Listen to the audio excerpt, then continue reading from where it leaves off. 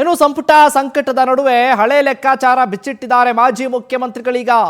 DK ಸರ್ಕಾರದ ಸಂಪುಟ ರಚನೆ ಬಗ್ಗೆ ಸಿದ್ದು ಅಚ್ಚರಿಯ ಮಾಹಿತಿಯನ್ನ ಬಿಚ್ಚಿಟ್ಟಿದ್ದಾರೆ. ಸಂಪುಟ ಸಂಕಟದ ನಡುವೆ ಹಳೆ ಲೆಕ್ಕಾಚಾರವನ್ನ ಬಿಚ್ಚಿಟ್ಟಿದ್ದಾರೆ ಮಾಜಿ ಮುಖ್ಯಮಂತ್ರಿ ಸಿದ್ದರಾಮಯ್ಯನವರು.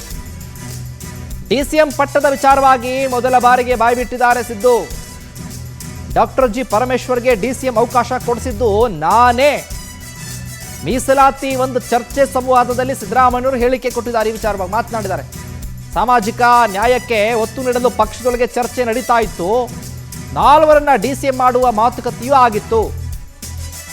ಈ ಸಂದರ್ಭದಲ್ಲಿ ಡಿಸಿಎಂ ಪರಮೇಶ್ವರ್ ಪರ ನಾನು ನಿಂತ್ಕೊಂಡೆ. ಹೈಕಮಾಂಡ್ ನಾಯಕರು ಮತ್ತು ಸಿಎಂ ಜೊತೆ ನಾನು ಮಾತನಾಡಿದೆ. ಪರಮೇಶ್ವರ್ಗೆ ಡಿಸಿಎಂ ಸ್ಥಾನ ಕಲ್ಪಿಸುವಂತೆ ನಾನೇ ಹೇಳಿದೆ. ಹೀಗಾಗಿ ಪರಮೇಶ್ವರ್ ಡಿಸಿಎಂ ಆದ್ರು ಅಂತ ಸಿದ್ದರಾಮಯ್ಯನವರು ಮಾತನಾಡಿದ್ದಾರೆ. ಡಿಸಿಎಂ ಕೊಡಿಸಿದ್ದು ಯಾರು? ನಾನೇ ಡಿಸಿಎಂ ಕೊಡಿಸಿದ್ದು ಪರಮೇಶ್ವರ್ಗೆ. ನಾನು ಹೈಕಮಾಂಡ್ಗೆ ಹೇಳಿದ್ದೆ 4 ಜನ 5 ಜನನ್ನ ಡಿಸಿಎಂ ಮಾಡಬೇಕು ಅಂತ ಹೇಳಿದ್ರು ಅವರೆಲ್ಲರೂ ಕೂಡ. ನಾನು ಬೇಡವೇ ಬೇಡ, ಒಬ್ಬರಿಗೆ ಮಾತ್ರ ಕೊಡಬೇಕು, ಅದು ಪರಮೇಶ್ವರ್ಗೆ ಕೊಡಬೇಕು ಅಂತ ಹೇಳಿದೆ.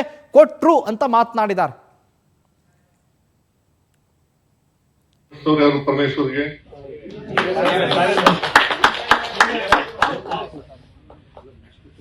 ನಾನು ಕೈಲಿ ಮಾಡ್ಬೇಕು ಅಂತಿದ್ರು, ಒಬ್ರಿಗೆ ಮಾಡ್ಬೇಕು ಅಂತ ಹೇಳಿ ಮಾಡಿಸಿದವ್ರು ಯಾರು?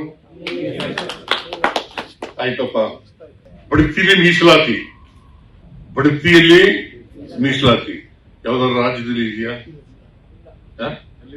ಕೋರ್ಟ್ನವರು ಹೊಡೆದಾಕದ ಮೇಲೆ ಯಾವ್ದಾದ್ರು ರಾಜ್ಯದಲ್ಲಿ ಇದೆಯಾ? ರತ್ನಪ್ರಭಾ ಆಮೇಲೆ ರತ್ನಪ್ರಭಾ ಚೀಫ್ ಸೆಕ್ರೆಟರಿ ಇರುವಾಗ ಅವಳ ಅಧ್ಯಕ್ಷದಲ್ಲಿ ಒಂದು ವರದಿ ತರಿಸ್ಕೊಂಡು ಆ ವರದಿನ ಒಪ್ಕೊಂಡು ಕಾನೂನು ಮಾಡಿ, ಆ ಕಾನೂನು ಚಾಲೆಂಜ್ ಆಯ್ತು ಸುಪ್ರೀಂ ಕೋರ್ಟ್ ನಲ್ಲಿ. ಅಲ್ಲಿ ನಮ್ಮ ಪರ ಆಯ್ತು. ಮತ್ತೆ ಬಡ್ತಿಲಿ ಮೀಸಲಾತಿನ ನಾವು ಮಾಡೋದು, ಅದ್ಯಾಕೆ ಬೇರೆ ರಾಜ್ಯದಲ್ಲಿ ಮಾಡಲಿಲ್ಲ? ಚೀಫ್ ಮಿನಿಸ್ಟರ್ ಮಾಡಿಸ್ತವ್ರು ಯಾರು? ಪರಮೇಶ್ವರ್ಗೆ.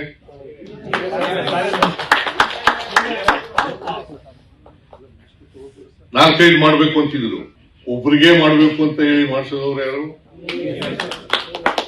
ಆಯ್ತಪ್ಪ. ಬಡ್ತಿಯಲ್ಲಿ ಮೀಸಲಾತಿ, ಬಡ್ತಿಯಲ್ಲಿ ಮೀಸಲಾತಿ ಯಾವ್ದಾದ್ರು ರಾಜ್ಯದಲ್ಲಿ ಇದೆಯಾ? ಕೋರ್ಟ್ನವರು ಹೊಡೆದಾಕದ ಮೇಲೆ ಯಾವ್ದಾದ್ರು ರಾಜ್ಯದಲ್ಲಿ ಇದೆಯಾ?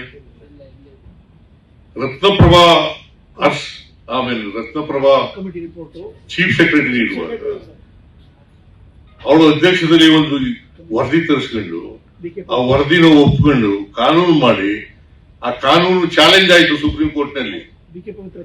ಅಲ್ಲಿ ನಮ್ಮ ಪರ ಆಯ್ತು. ಮತ್ತೆ ಬಡ್ತಿಲಿ ಮೀಸಲಾತಿನ ನಾವು ಮಾಡೋದು, ಅದ್ಯಾಕೆ ಬೇರೆ ರಾಜ್ಯದಲ್ಲಿ ಮಾಡಲಿಲ್ಲ? ಚೀಫ್ ಮಿನಿಸ್ಟರ್ ಮಾಡಿಸ್ತವ್ರು ಯಾರು? ಪರಮೇಶ್ವರ್ಗೆ.